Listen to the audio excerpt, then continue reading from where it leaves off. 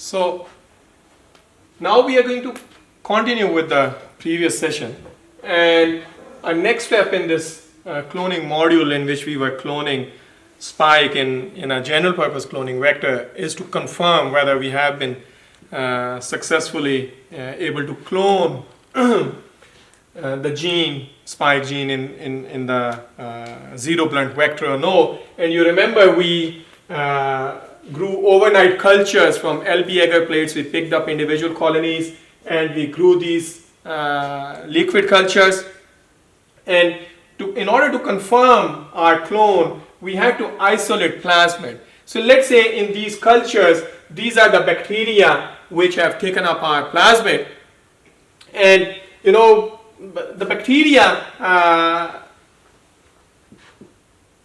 contains our plasmid, but in addition to our plasmid, it contains, you know, many molecules, a lot of a lot of stuff which is of no use to us, because we are only interested in isolating these clones, the yellow circles, which potentially contain our spike gene.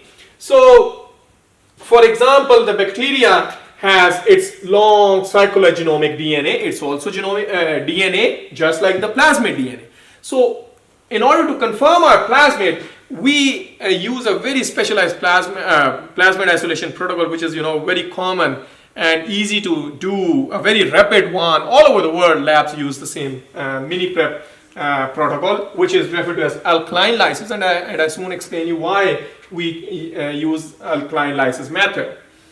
So bacteria contains, you know, genomic DNA. It contains a lot of these green are representing a lot of proteins, ribosomes, you know, it's other normal proteins which are required for bacterial life. Then it has cell membrane, the white one, the outer one is the cell wall. It has a lot of RNA molecules, you know, it's a living entity.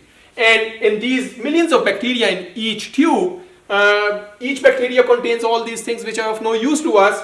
Our purpose is to isolate, purify this yellow circle, which is the plasmid or the vector in which we have cloned or tried to clone the spike gene. Now what we do when we come next morning after incubating these cultures, we simply you know, follow a protocol which is called alkaline lysis, and this alkaline lysis method actually is very intelligently designed in such a way that at the end of this protocol we very specifically isolate plasmid DNA without any damage to plasmid DNA, and we get rid of the genomic DNA. You know, getting rid of genomic DNA is very important, because at the end, when we are confirming this plasmid using restriction digestion, we are looking for, you know, specific fragments of vector and our gene of interest. And if we have genomic DNA contaminating our plasmid prep, you will see there will be a smear. So your whole experiment will be inconclusive. So it's very important to get rid of genomic DNA as well during this whole plasmid isolation protocol. In addition to all these proteins and RNAs, we need to get rid of them as well and only isolate plasmid. So what we do in alkaline lysis method, and please pay attention to each step because there will be fundamental concept why we are using certain things in this protocol. So in case of, so next morning when we come, we simply take, let's say, in an append-off, we take 3 ml culture, we spin down, we can take 1.5 mil twice, and we spin at max speed of centrifuge. And you know what it will do, it is going to bring all the bacteria, because bacteria are heavy, they all, when they will spin at, let's say, 14,000 RPM, for 5 minutes, all the bacteria will settle at the base of the append-off tube, and LB media will be, you know, visible as a clear media because bacteria has settled down, and we call this settled bacteria as pellet, and this is the supernatant, the liquid phase. Okay. What we do, we decant, we throw away or discard the supernatant and keep the bacteria with us in the tube. And remember, when we throw away all the media, the bacteria, which is still intact, it will feel the stress because there are no more nutrients and no normal physiological environment in the tube. And if we let it go like this, we may run the risk of getting our DNA degraded, because there are machinery within the bacteria or even our cells as well. There are enzymes which immediately get active and they degrade all the DNA. And our purpose is to isolate plasmid DNA. So what we do then, immediately after throwing away the supernatant, we add a buffer which is called resuspension buffer. And resuspension buffer contains, trace HCl, and its pH is 8. So this is the pH which is close to normal physiological cell pH of a living cell, so that the cell does not feel the stress. And then it also contains ethylene diamine tetrachloroacetic acid, EDTA. You remember I said as soon as we are going to remove the nutrient media out of it, there is a chance that DNases, the enzymes which destroy DNA, they will get fully active and destroy our DNA. So we add this EDTA. EDTA actually is a chelating agent, and this chelating agent, what it does, it chelates or sequesters, inactivates calcium and magnesium divalent cations, and these divalent cations are actually cofactors for DNases. So when you remove away using EDTA, which chelates these divalent cations, the DNases will be inactive and our DNA will be safe from degradation. So we add in this pellet, the bacterial pellet, we added let's say 300 microliter resuspension buffer, RB I wrote for, resuspension buffer. And the pH will keep the bacterial cell alive for the time being, and it will not, EDTA will not allow degradation of our plasmid DNA. Now we resuspend using pipette. We just do up and down of this 300 microliter, and what we do next is we now add a buffer which contains alkali, and I explain you why we are using alkali. So this is called now lysis buffer. Lysis means this, when we will add 300 microliter. So now all the bacteria in resuspension buffer, the 300 microliter of resuspension buffer, it has resuspended all the bacteria. It's no more solid. It's no more pellet. So now once we add 300 microliter of lysis buffer, so this lysis buffer contains, SDS and very strong alkali, which is sodium hydroxide. Whenever you are going to isolate DNA, whether it is plasmid, whether it is genomic DNA, you have to get rid of all these barriers. You have to break, you have to kill the cell by lysing. Lysis means, cell wall, cell membrane, everything is destroyed. And all the contents of cells, they are in the open, in the buffer. So, since we want to get rid of genomic DNA and all the proteins and other stuff in the cell and keep our plasmid intact, this strong alkali, sodium hydroxide, it raises the pH once you add lysis buffer here. And let's say this is now addition of lysis buffer. So the two buffers got mixed, bacteria got lysed. This lysis buffer will increase due to strong alkali. The pH of this solution will go, above 11, 12. it will be really high pH. And remember, when you raise pH, you should think of, you know, what actually pH is. It's a hydroxyl ion and hydrogen ions. And if you go towards alkaline pH, what is going to happen?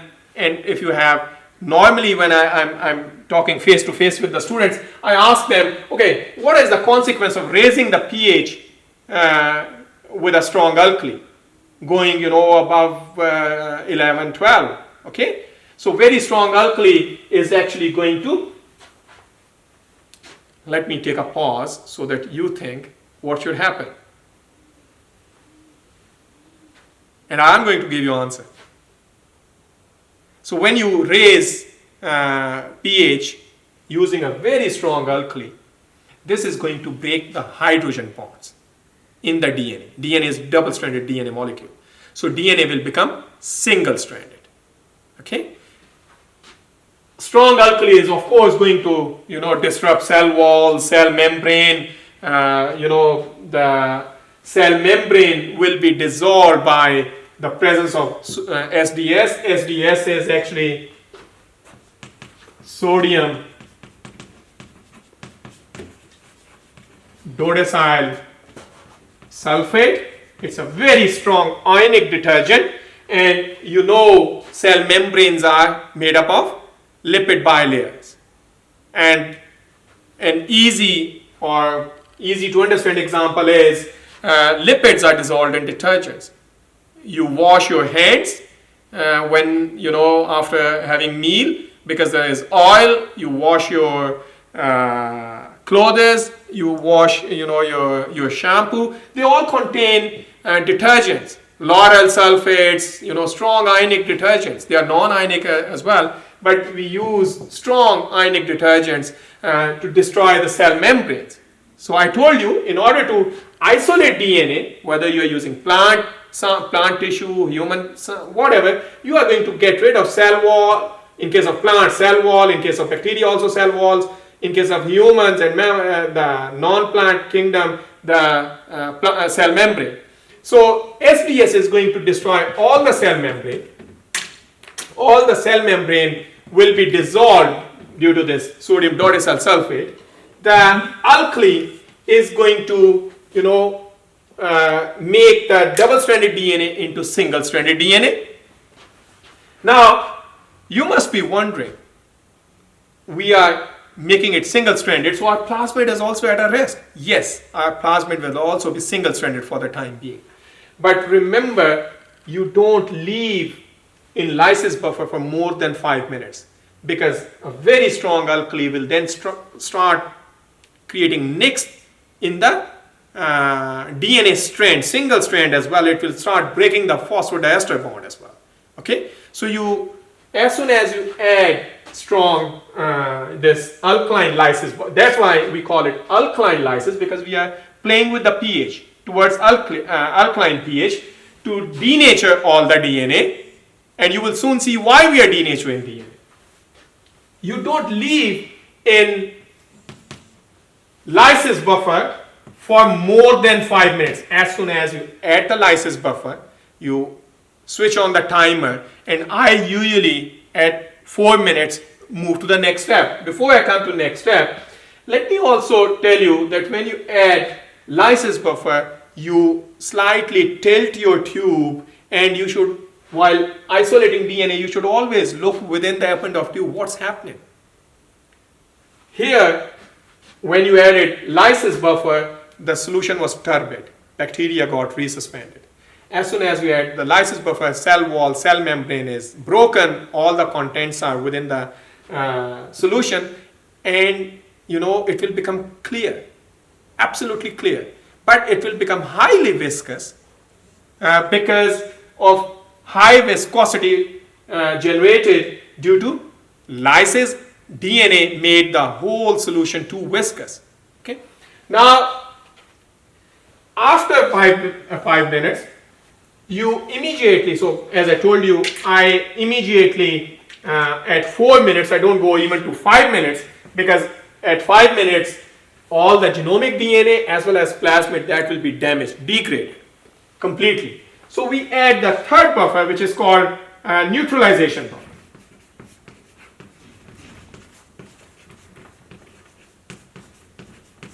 So what is neutralization buffer? It contains, potassium acetate,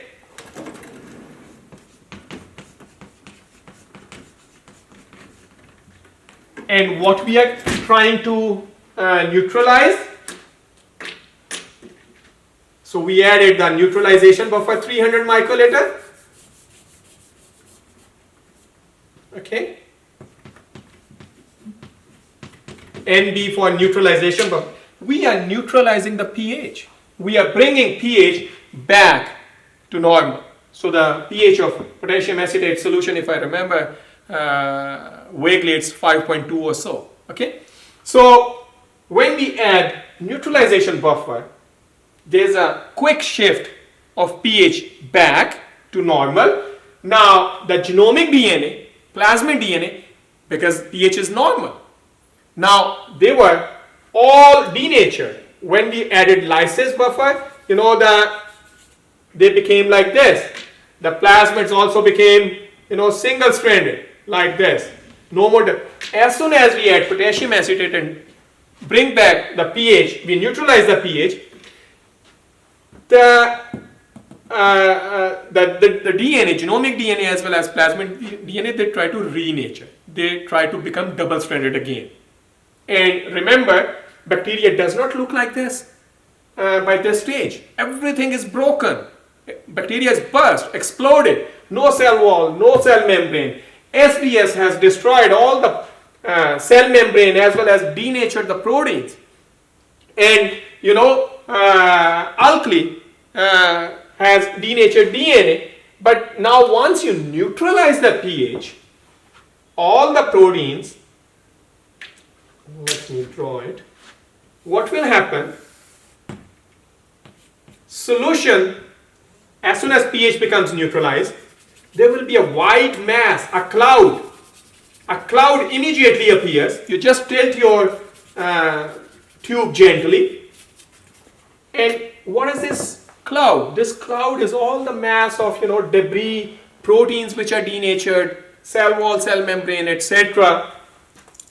And what happens? This mass, this debris is so massive, and the time is so short that when pH becomes neutralized, plasmid being a small molecule, 3 kb, 4 kb, 5 kb, 10 kb, it immediately denatures because it's a small molecule. It cannot be trapped here, but the genomic DNA, being a huge molecule, it gets trapped in and it's still a single-stranded on massive regions, and it gets trapped in this white debris or mass of proteins and cell wall, cell membrane, etc. What we do now, after adding neutralization buffer, we simply spin it down. We centrifuge. We centrifuge at 14,000 RPM for 10 minutes. What will happen? After centrifugation, there will be a big white pellet.